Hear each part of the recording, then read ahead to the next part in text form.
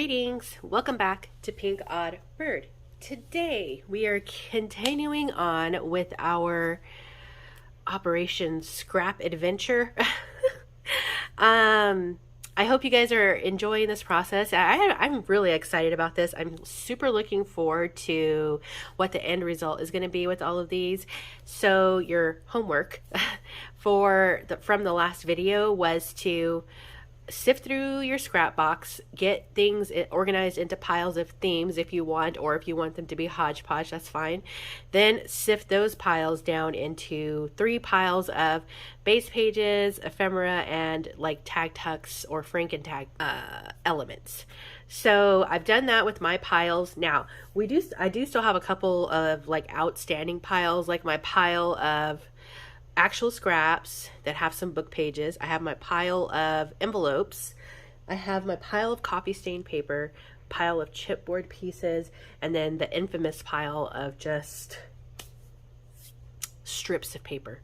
I feel like though after I got I don't know about you guys, everyone's pile is gonna look different, and that's okay. There's nothing to stress about. This is supposed to be just like a mellow project that you can do without having to extend yourself too much further, other than just like sitting there and sorting through papers. So I'm not sure, I don't know about your guys' pile, but my piles have sufficient amount of strips, because remember I told you that I did set some of the like strips and like pieces of paper that I feel like fit with that theme into those piles, so that I wouldn't, to keep in one place. So I may have to come back with you guys and do a different project for the rest of those strips, because there's a plethora. So we'll see how it goes. I may like pick and pull out of there here and there, but it's not going to make a massive dent. Like that is by far my biggest pile. So we'll come back to that. But I just did want to remind you guys that my piles are still here. And I do have a general pile of ephemera also that I hope to filter down further into some of these piles, even though we do have ephemera piles already. Okay, so I think that's our like recap, our round out, whatever you want to call it, to get us all back on the same page. So today what we're going to do is I'm going to set aside the strips pile and the ephemera pile, because we don't need those quite yet. What I want to focus on first is figuring out the signature or signatures. If you want to make one signature or multiple single signatures or multiple signatures for one book, that's your choice. I don't really know yet, so I'm gonna just sift down and see what I have here. So I'm gonna just start folding pages. I don't really know the size that this will be, and I don't know the quantity yet, but I'm just gonna start pulling out what I've got here.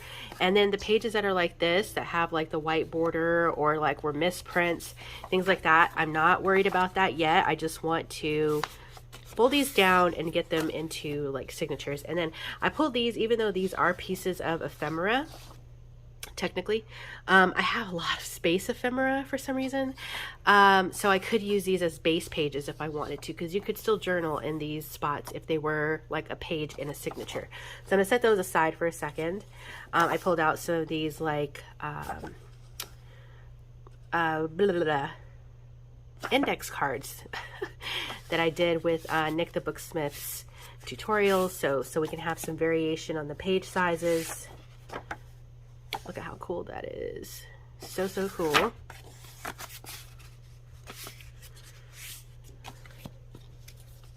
And just some other cool like dyed pages that I made as well.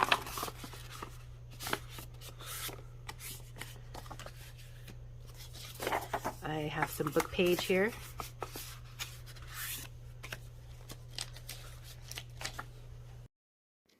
Just wanted to point out here too quickly, I realized that my scrap box had a lot of full-size pages in it, which really it shouldn't have, but I think that I was using it as kind of like overflow from projects that I had finished working on, and I was just like, well, I'll just pop these in here since it's like a onesie twosie type paper situation.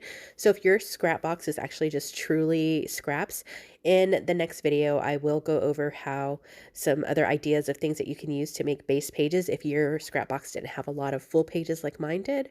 So don't feel bad about that. I probably should have added that into this video, but not something that I thought about until now. All right, so I have a pretty nice pile here, I think, of base pages.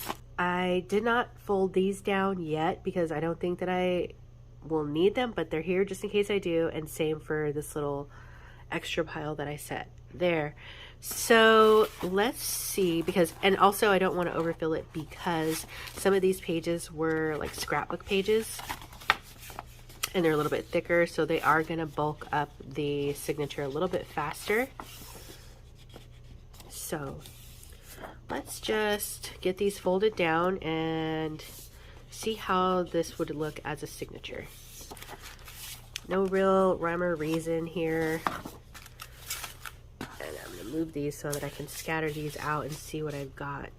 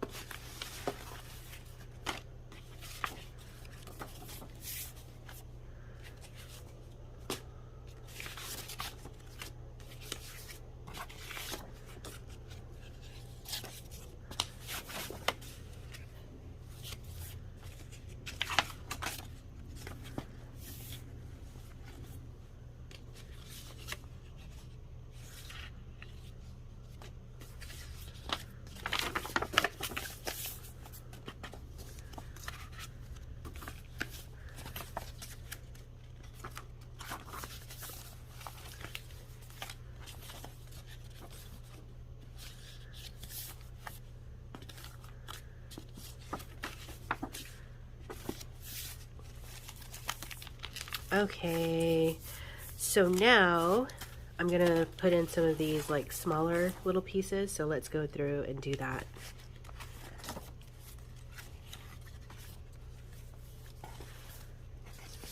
Sorry, I get a little bit quiet when I'm in this like crafting mode and I don't really realize it. I'm just really an in my head person, so I don't mean to be quiet, but I do have a tutorial on my page showing how I put my signatures together, and I think I'm probably talking, maybe. And you can see like how I do that as well, but I do have it probably in my tutorial playlist. But for now, you get to just enjoy the crafting sounds.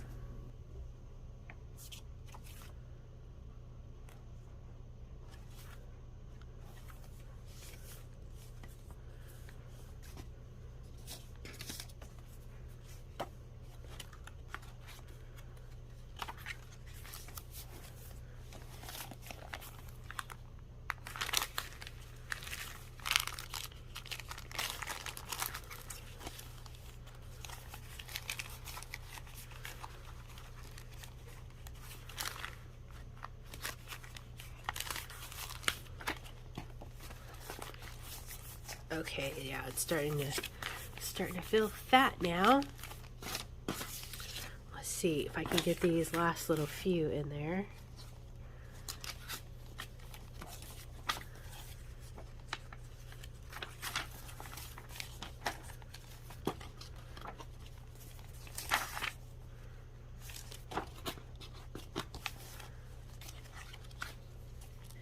I guess I also don't really have, maybe I do, maybe I don't really. I do this based on how it looks good to me. So when you're putting your signatures together, obviously your papers are going to be different. So you can put yours together, you know, just assemble it how it looks best to you.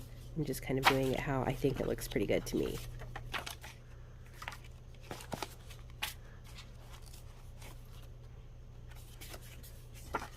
Okay, I think this is good. Yeah, I don't want to add any more base pages, and I think for these I'm good with just having this as a single signature, because once we start adding some more stuff to it, it's going to puff up even more. So the next thing I'm going to do is cut this down to the size that I would like it to be. Alright, I'm not too sure what size I want to do just yet, but let's just start with maybe like a 8 1/4 by 5 1/4. Why don't we just try cutting them down to that? So let's get started on that.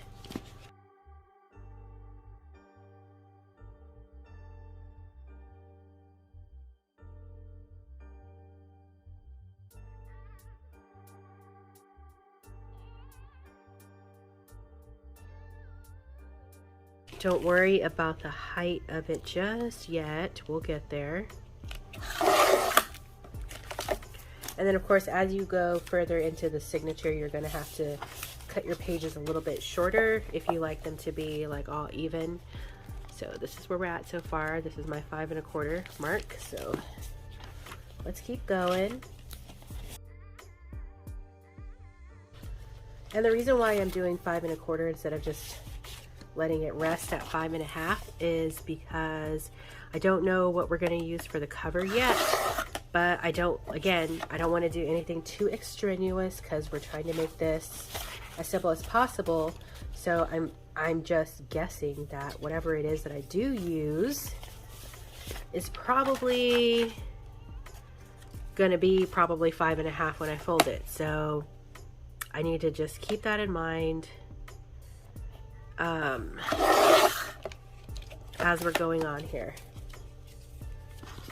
because it's going to save me time in the future, so that I don't have to recut all these papers. So I'm just trying to think ahead.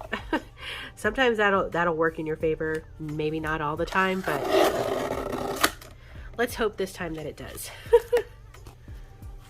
All right, last little set here.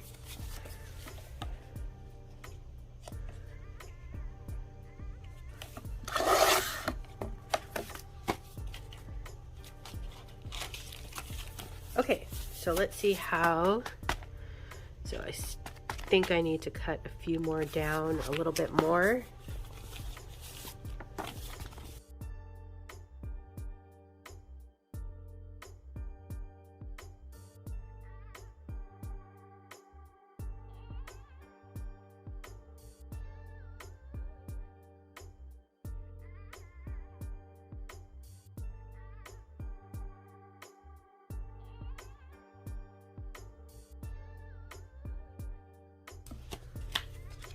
I know it doesn't have to be perfect, but I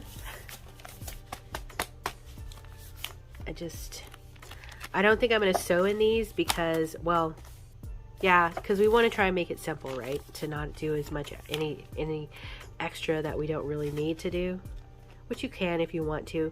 I don't know what your intentions will be for these once they're like done. So, I mean, I guess follow what you have in mind for your plan, but I'm just trying to give you some bones here, because I feel like half the battle is like, where do I start? Like, how do I get going on this? And, you know, having like a format or a structure is gonna really like help it out a little bit, and take away some of that like analysis paralysis that we get. I mean, I know at least I get it for sure. It's just kind of like a little overwhelming sometimes, which is why I think I've been putting this off for so long, but I'm happy now. Like, I'm happy. Like, because this was all just sitting in there, and already look, we've got pretty much the bones of one journal. All right, so I'm gonna speed this up a little bit and cut down the length a little bit. What I will say though, before I do that is on pages like this where I have a border on each side, I'm just going to cut the borders off, and that's pretty much going to get me down to 8 1/4. Okay.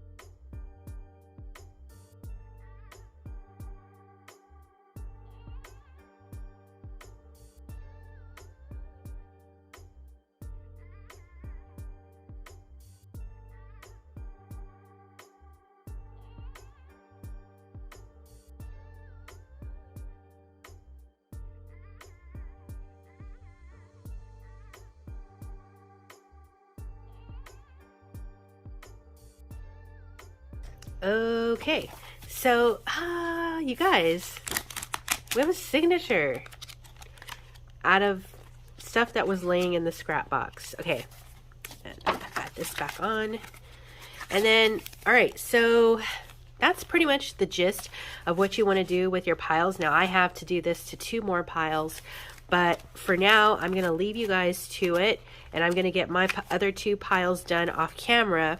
So what we have now is our signature. We have a pile of like stuff that we can use for pockets, tucks, or making tags. And then we have a pile of stuff that we can use for ephemera. So that's how my piles look. And if you're following along with me, then I reckon that's how your piles should look too.